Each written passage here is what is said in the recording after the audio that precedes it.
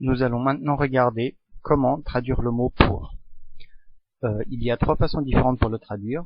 La méthode, le mot que vous utilisez le plus souvent est le mot für, qui a l'inconvénient de ne fonctionner qu'avec un groupe nominal, comme dans la phrase Ich kaufe das Buch für meinen Bruder.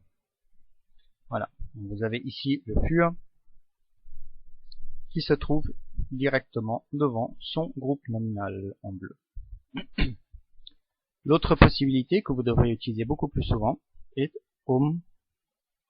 zu. Zu fonctionne avec un groupe à l'infinitif, comme dans la phrase Ich kaufe das Buch zu lesen.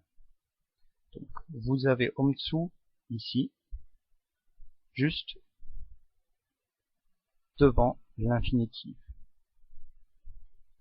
Si vous voulez rajouter encore un objet, ça devient un tout petit peu plus compliqué, mais ce n'est pas vraiment un problème. Ich kaufe das Buch, es im Bus auf der Fahrt nach Paris zu lesen. Donc, nous gardons le le zu, et le groupe et l'infinitif, lesen, et tout le reste, vous le mettez entre le et le zu, qui fonctionne ici comme une parenthèse. La troisième façon de traduire pour, c'est damit, qui est suivi d'une subordonnée, comme par exemple dans la phrase Ich kaufe das Buch, damit mein Bruder es liest. Vous avez ici le damit